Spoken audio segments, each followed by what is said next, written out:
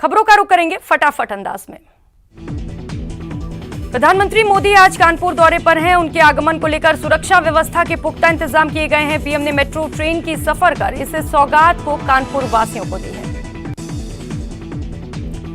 UP के कानपुर को भी मेट्रो की सौगात मिली है। पीएम मोदी ने कानपुर मेट्रो के पहले फेज का उद्घाटन किया। इस दौरान पीएम मोदी ने मेट्रो का सफर भी किया। उनके साथ यूपी के सीएम योगी आदित्यनाथ और सांसद हरदीप सिंह पुरी मौजूद रहे।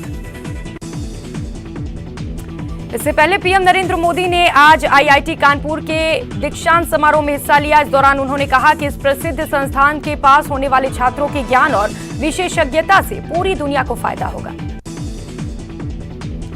पीएम ने छात्रों को संबोधित करते हुए अमृत महोत्सव का भी जिक्र किया। उन्होंने कहा कि अमृत महोत्सव की इस घड़ी में जब आईआईटी की लेगेसी निकल रही है तो उन सपनों को भी लेकर वे निकले कि 2047 में भारत कैसा होगा। आम आदमी पार्टी ने पंजाब चुनाव के लिए 15 उम्मीदवारों की 5वीं सूची आज जारी कर दी। 117 सीटों वाली पंजाब विधानसभा के लिए आप अब तक 70 सीटों पर उम्मीदवार घोषित कर चुकी है। भारतीय क्रिकेट टीम के पूर्व खिलाड़ी दिनेश मोंगिया भारतीय जनता पार्टी में शामिल हो गए हैं। उन्होंने दिल्ली में बीजेपी की सदस्यता ग्रहण की। भारत में ओमिक्रॉन के केस तेजी से बढ़ रहे हैं, लिहाजा ये वेरिएंट देश के 21 राज्यों को जकड़ चुका है। अब ओमिक्रॉन के मरीजों की संख्या 650 के पार पहुंच गई है। कोरोना से जंग के बीच स्वास्थ्य मंत्रालय ने इमरजेंसी इस्तेमाल के लिए 2 और वैक्सीन को मंजूरी दी है। स्वास्थ्य मंत्री मनसुख मांडविया ने इसकी जानकारी ट्वीट कर दी। दिल्ली के सीएम अरविंद केजरीवाल ने कोरोना के बढ़ते खतरे को देखते हुए कहा कि इससे घबराने की जरूरत नहीं है, लेकिन मास्क पहनकर रखें। सीएम केजरीवाल ने कहा कि हम इस बार कोरोना से निपटने के लिए 10 गुना ज्यादा तैयार हैं। प्रधानमंत्री नरेंद्र मोदी साल 2022 में होने वाली परीक्षा से पहले उनका मनोबल बढ़ाने के लिए छात्रों से बातचीत करेंगे, जिसके लिए आज से रजिस्ट्रेशन शुरू हो चुका है। बीसीसीआई अध्यक्ष और पूर्व भारतीय कप्तान सौरव गांगुली कोरोना पॉजिटिव पाए गए हैं। उन्हें कोलकाता के वुडलैंड्स अस्पताल में भर्ती किया गया। पंजाब में लुधियाना की कोर्ट में हुए बम धमाके के मास्टरमाइंड जसविंदर सिंह मुल्तानी को जर्मनी से गिरफ्तार कर लिया गया है। जसविंदर सिंह लुधियाना समेत देश के अन्य शहरों में विस्फोट की योजना बनाने वाली सिख फॉर जस्टिस का सक्रिय सदस्य है। कांग्रेस आज अपना 137वां स्थापना दिवस मना रही है। इस मौके पर सोनिया गांधी ने जब पार्टी का झंडा फहराने की कोशिश की तो वो पोल से छूटकर सीधे नीचे आ गया। ऐसा माना जा रहा है कि झंडा ठीक से बंधा नहीं था। प्रदेश बीजेपी अध्यक्ष सतीश पूनिया आज जयपुर से खेतड़ी जाते समय कुछ देर के लिए कोटपूतली में रुके, जहां कार्यकर्ताओं ने पूनिया का भव्य स्वागत किया। कांग्रेस आज अपना 137वां स्थापना दिवस मना रही है। इस मौके पर सोनिया गांधी ने जब पार्टी का झंडा फहराने की कोशिश की तो वो नीचे आ गए। जयपुर के बाड़ा पदमपुरा में कांग्रेस का राज्य स्तरीय प्रशिक्षण शिविर का आखिरी दिन है, जहां प्रतिभागियों ने प्रभात फेरी निकाली तो वहीं पीसीसी चीफ गोविंद सिंह डोटासरा ने झंडारोहण किया। कोटा लोकसभा अध्यक्ष ओम बिरला कोटा दौरे पर हैं। इस दौरान उन्होंने जनसुनवाई की। जनसुनवाई के बीच एक नन्हा बच्चा भी अपनी बीमारी के इलाज के लिए मदद की गुहार लगाने पहुंचा, जहां बिरला ने बच्चे के परिजनों को इलाज के लिए आश्वस्त किया। दौसा में बीजेपी का 3 दिवसीय प्रशिक्षण शिविर जारी है। आज इस प्रशिक्षण शिविर में 9 सत्र हुए, जिनमें बीजेपी के अनेक राष्ट्रीय और प्रदेश स्तर के पदाधिकारी मौजूद रहे। बीजेपी के प्रशिक्षण शिविर में बीजेपी के राष्ट्रीय मंत्री अलका सिंह ने कांग्रेस पर बड़ा हमला बोला। अलका सिंह ने कहा कि हिंदू और हिंदुत्ववादी की बात करने वाले कांग्रेसियों को अभी और अधिक अध्ययन करने की आवश्यकता है। कोटा लोकसभा अध्यक्ष ओम बिरला 11 दिवसीय कोटा के दौरे पर हैं और अपने कैंप कार्यालय पर जनसुनवाई कर रहे हैं। जनसुनवाई के दौरान बिरला के राष्ट्रीय मलखंभ प्रतियोगिता के बच्चे आशीर्वाद लेने पहुंचे। कोटा में बीमा कर्मचारी सहकारी समिति में करोड़ों के घोटालों का आरोप लगाते हुए कर्मचारियों ने एसपी को ज्ञापन सौंपकर कार्रवाई की मांग की। कर्मचारियों ने विभाग में करीब 15 से 20 करोड़ रुपए के घोटाले के आरोप लगाए। कोटा के मोड़क थाना क्षेत्र में एक दंपति ने अपने 2 मासूम बच्चों के साथ जहर खाकर सुसाइड की कोशिश की। दोनों दंपति पास में ही रहने वाले अपने रिश्तेदार की प्रताड़ना से परेशान थे। कोटा के बरड़ा में यूआईटी के अतिक्रमण दस्ते पर जमकर पथराव किया गया। ये टीम यहां बरड़ा बस्ती और आसपास के इलाकों में अतिक्रमण हटाने पहुंची थी। सीकर के मुख्य बाजार तबेला बाजार की 2 दुकानों में चोरी की वारदात हो गई। यहां पर चोरों ने कपड़े की 2 दुकानों के शटर तोड़कर वारदात को अंजाम दिया। कोटा के उद्योग नगर थाना क्षेत्र में चोरों ने खड़े ट्रैक्टर की बैटरी चोरी का प्रयास किया। हालांकि लोगों की आहट होते ही चोर वहां से फरार हो गए। वहीं चोरी की प्रयास सीसीटीवी कैमरे में कैद हो गई। बीकानेर के छतरगढ़ थाना क्षेत्र में घर में सो रही 13 साल की नाबालिग उठकर जाने लगी और सूने मकान में सामूहिक बलात्कार करने का मामला दर्ज किया, जिसके बाद पीड़िता ने 2 लोगों के खिलाफ मुकदमा दर्ज कराया। अजमेर जिले के गांधीनगर थाना क्षेत्र में पुरानी रंजिश के चलते 2 पक्षों में मारपीट हो गई। एक पक्ष ने दूसरे पक्ष के लोगों पर लाठी और डंडों से हमला कर दिया। पुरानी रंजिश के चलते हुई मारपीट में 3 लोग गंभीर रूप से घायल हो गए। वहीं घायल को अस्पताल में भर्ती कराया गया। साथ ही घायलों के परिजनों के खिलाफ मुकदमा दर्ज किया गया।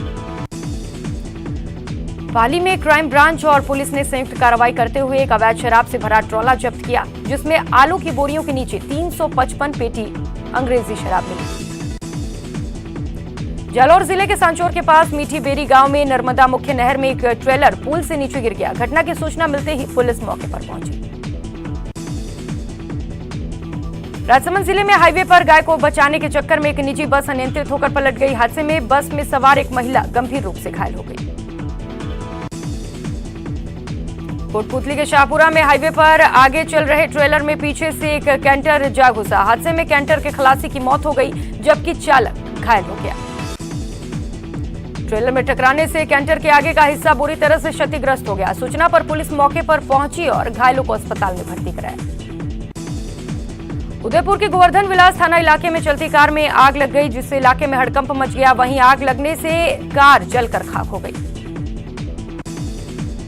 उदयपुर के जयसमंद सलूम्बर मार्ग पर 1100 केवी की विद्युत लाइन टूटकर रोड पर आ गिरी। इस दौरान क्षेत्र के लोगों की सूझबूझ से बड़ा हादसा टल गया।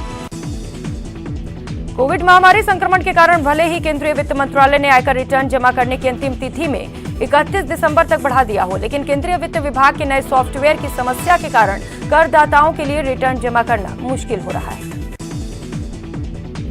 शेखावाटी का सबसे बड़ा अस्पताल सीकर का एसके अस्पताल गुणवत्तापूर्ण स्वास्थ्य सेवा देने वाले मामले में राष्ट्रीय स्तर पर क्वालिटी सर्टिफाइड हुआ है। पिछले 3 साल में राष्ट्रीय क्वालिटी सर्टिफिकेट होने वाला प्रदेश का पहला जिला अस्पताल है।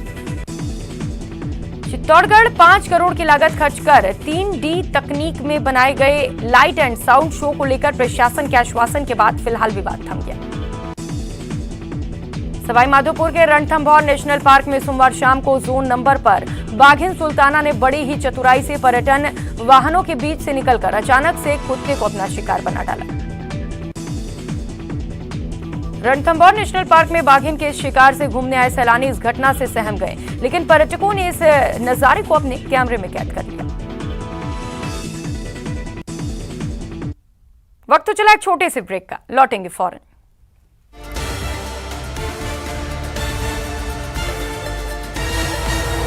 ब्रेक के बाद आप सभी का स्वागत है। खबरों में आगे बढ़ेंगे।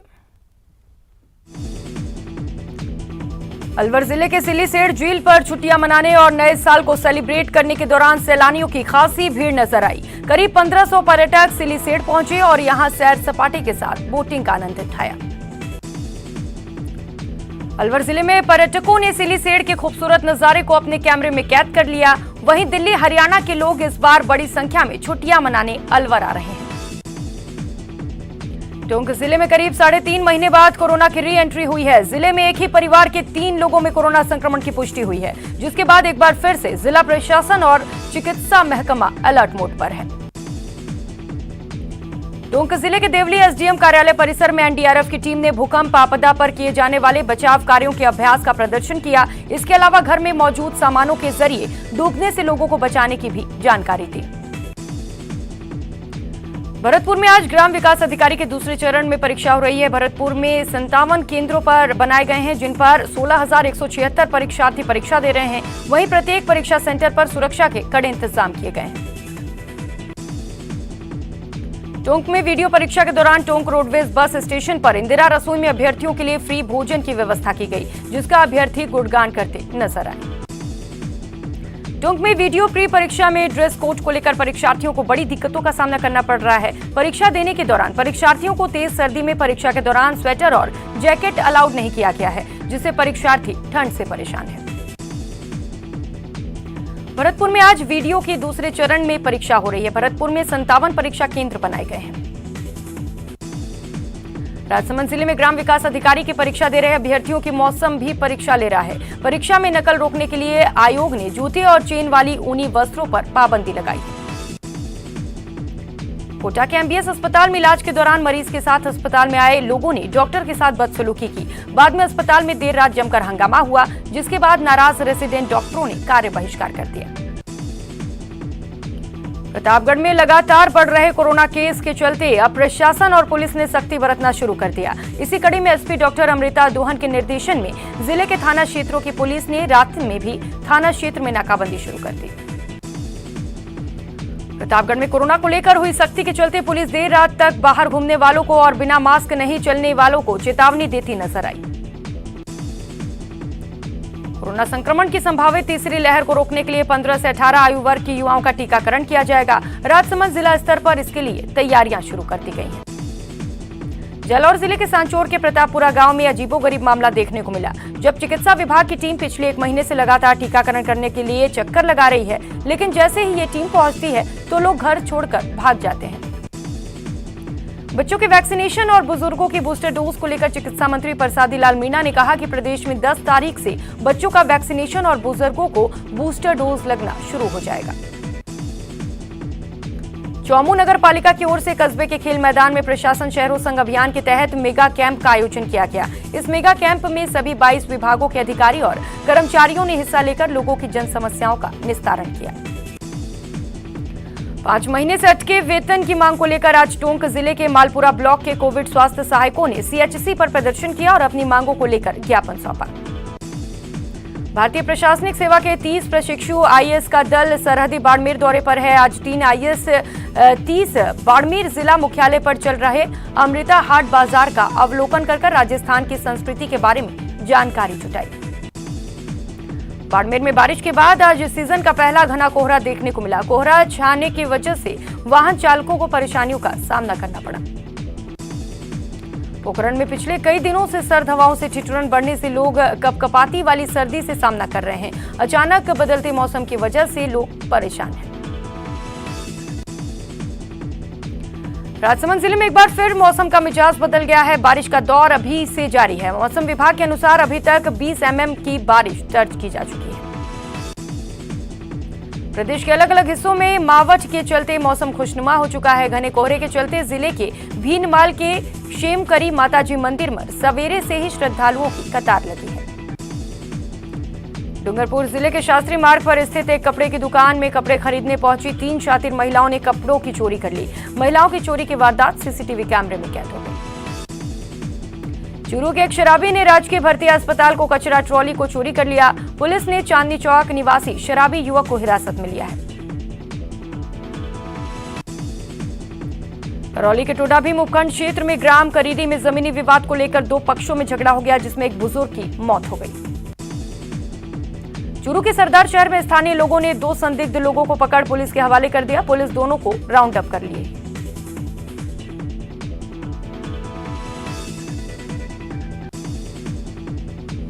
बांसवाड़ा में एक नाबालिग रेप पीड़िता ने एसपी समेत कई अधिकारियों से न्याय की गुहार लगाई। पीड़िता ने अधिकारियों से आरोपी को गिरफ्तार करने की मांग की है। राजसमंद में सड़क हादसे में 2 युवकों की मौत हो गई। मृतकों की पहचान नारायण और लोकेश मीना के रूप में हुई है। पाली जिले में एक ट्रॉला अनियंत्रित होकर पोल से टकराते हुए चाय के होटल में घुस गया, जिसकी वजह से इस हादसे में एक व्यक्ति की मौत हो गई। सवाईमाधोपुर में पाली ब्रिज से सेल्फी लेते वक्त युवक चंबल नदी में जा गिरा। हालांकि नाव की सहायता से युवक को बाहर निकाल लिया गया।